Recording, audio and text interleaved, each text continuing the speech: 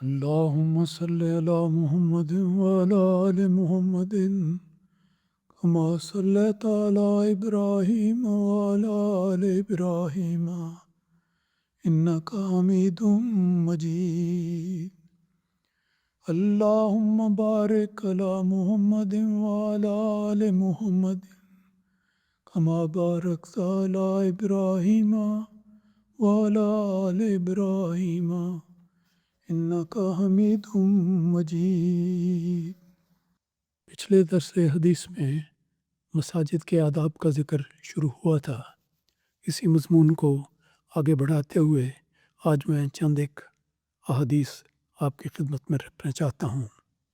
ایک حدیث کا ترجمہ اس طرح پر ہے کہ ہمارے پیارے آقا حضرت محمد مصطفیٰ صلی اللہ علیہ وسلم نے فرمایا، اور پیشگوئی کے رنگ میں گویا ایک ارشاد فرمایا ہے.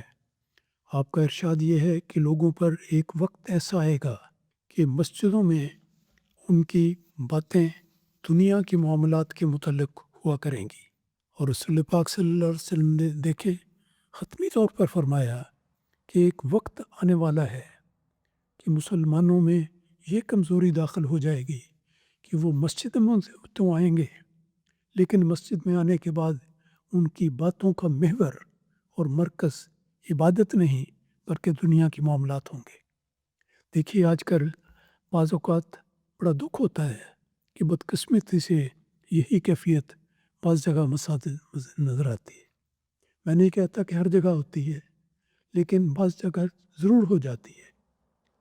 تو یہ بات ایسی ہے جس کے متعلق رسول پاک صلی اللہ علیہ وسلم نے آج سے 1500 سال پہلے یہی باتیں ارشاد فرمائی تھی.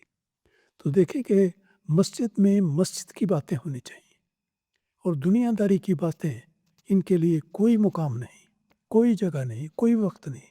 ہر کس دماغ کے کسی کونے میں دنیا کی باتیں، دنیا کے کاروبار، پڑھائی کے کام، مشاغل، عادات، ادھر ادھر سفر کرنا، جو بھی ذہن میں خیالات ہیں وہ ان کو نکال کر کلیتاً اللہ تعالیٰ کی عبادت کے نقطے پر مرکوز کرتے ہوئے مسجد میں آنا چاہیے. تو اس دیکھیں رسول پاک صلی اللہ علیہ وسلم نے تو یہ پہلے سے بتا دیا کہ یہ کمزوری آنے والی ہے. اس کا مقصد کیا تھا؟ مقصد یہ ہے کہ بدقسمت انسان تو چند ایسے ہوں گے کہ جو اس بات کو پورا کرنے والے ہیں جس کا ذکر کیا گیا ہے، لیکن اے مومنو، تم مساجد کے آداب کو سب سے زیادہ مقدم کرو. یہ اللہ کا گھر ہے، اللہ کی عبادت کے لیے بنتا ہے. اس لیے دنیاوی کاروبار، دنیا کی باتیں، ہنسی مذاق اور کوئی ایسی حرکت یا کوئی بات یا کوئی ایسا اظہار نہیں ہونا چاہیے کہ جس سے آپ بھی منتشر ہو اور دوسرے لوگوں کے لیے بھی خلل کا موجب ہو. مسجد میں ایک خاموشی ہونی چاہیے، ایک ایسی کیفیت ہونی چاہیے کہ گویا ہر انسان اللہ تعالیٰ کی مدح میں، اللہ تعالیٰ کی حمد میں، اللہ تعالیٰ کے حضور گریہ وزاری میں مصروف ہے. تو یہ کیفیت پیدا کرنے کے لیے یہ حدیث ہمیں ہمیشہ یاد رکھنی چاہیے.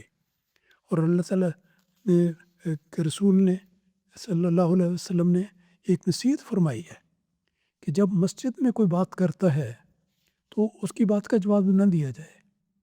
اس کا استدلال ایسا ہے کہ آپ نے جو ارشاد فرمایا کہ ایسا وقت آئے گا کہ مسجدوں میں ان کی باتیں دنیا کے معاملات کے متعلق ہوا کریں گی.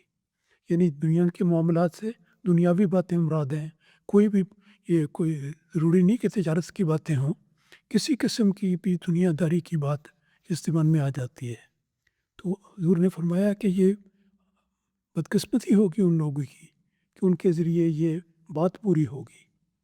اور نصیحت آپ نے مومنین کو جو فرمائی وہ ہمارے لیے ہمیشہ دلیل راہ ہونی چاہیے، ہمارے لیے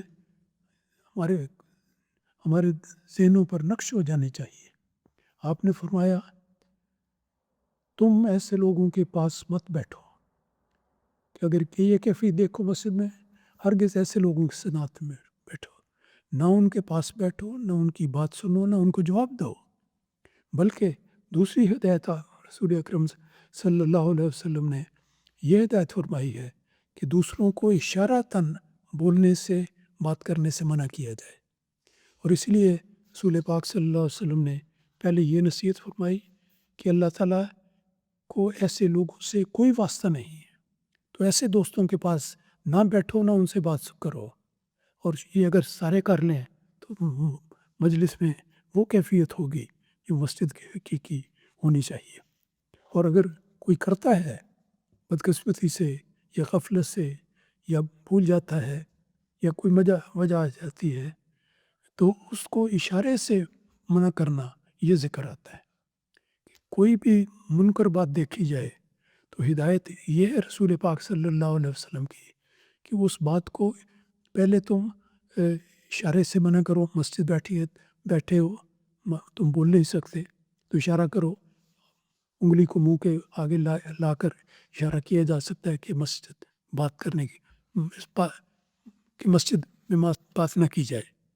لیکن ایک اور موقع ایک حدیث کو بھی یاد رکھنا چاہیے جس کی تفصیل انشاءاللہ آئندہ کسی درس میں آئے گی، کہ اگر کوئی دیکھے بری چیز تو اس کو اپنے ہاتھ سے ختم کرنے کی کوشش کرے، منع کرے۔ من رأى منکم منکرا فلیغیرہ بیدہ، کہ اپنے ہاتھ سے ہر مومن کو برائی کی بات، غیر اسلامی بات، غیر شرعی بات، ناجائز بات کرتا ہوا کسی کو کہتے ہوئے یا کرتے ہوئے دیکھے تو اس کو ہاتھ سے منع کرے۔ اور اس کی اتنی جرأت ہونی چاہیے کہ انسان ادب کے ساتھ اشارہ کر کے ہاتھ سے سامنے آ کے ان کو کرے۔ وَإِن لَّمْ يَسْتَطِعْ فَبِقَلْبِهِ، اور اگر فَبِلِسَانِهِ کہ وہ ہاتھ سے منع کرے، اور دوسرا فرمایا کہ اگر یہ نہ ہو تو اس کو کم از کم زبان سے نیکی کی نصیحت کریں اور بدی سے برائی سے روکے۔ اور وَإِن لَّمْ يَسْتَطِعْ فَبِقَلْبِهِ یہ بھی آتا ہے حدیث میں کہ اگر کوئی انسان ایسا ہی کمزور ہو کہ نہ وہ ہاتھ سے برائی کو دور کر سکتا ہے نہ وہ زبان سے کرتا ہے، تو اس کو چاہیے کہ کم از کم اپنے دل میں اس کے لیے برا بنائے، اس کو برا سمجھے اور خود اس کا ارتکاب نہ کرے۔ جو دیکھیں کہ رسول پاک صلی اللہ علیہ وسلم نے ہمیں نیکی کے راستے کس محبت سے اور کس پیار سے سکھائے ہیں اور بتائے ہیں کہ بدی کو روکو، بدی سے بچو اور بدی سے بچاؤ لوگوں کو، ان کو روکو ہاتھ سے یا زبان سے یا دل سے۔ اور فرمایا ذالک اضعف الایمان، کہ یہ بہت ہی ایمان کا کمزور سلسلہ ہے، کمزور درجہ ہے جو انسان کے نصیب میں ہوگا۔ تو اس لحاظ سے معاشرے کی اصلاح کرنا، مسجد ہو یا باہر ہو، یہ بہت اہم ہے۔ اس بارے میں کبھی یہ نہیں خیال دل میں آنا چاہیے کہ میں کسی کو کسی غلط بات سے روکوں گا تو وہ ناپسند کرے گا۔ دیکھیں، یہ اگر اصلاح کی کوشش نہ کی جائے تو کون ناپسند کرے گا؟ اللہ تعالیٰ اس بندے کی اس کمزوری کو ناپسند کرے گا کہ کیوں اس نے توفیق ہوتے ہوئے اصلاح کی کوشش نہیں کی۔ کوشش ہونی چاہیے۔ تو آج کے درس میں میں اسی پہ اکتفا کرتا ہوں کہ مسجدوں کی اصلاح بھی ہونی چاہیے، اس کے اندر سب کو نیکی کی نصیحت کرنی چاہیے خاموشی سے، اور باہر موقع ملے تو بول کر، ہاتھ سے، زبان سے اور دل سے ناپسند کر کے اس کی نصیحت کرنی چاہیے۔ اللہ تعالیٰ ہمیں خود اپنی بھی اور دوسروں کی بھی اصلاح کرتے رہنے کی توفیق عطا فرمائے۔ آمین۔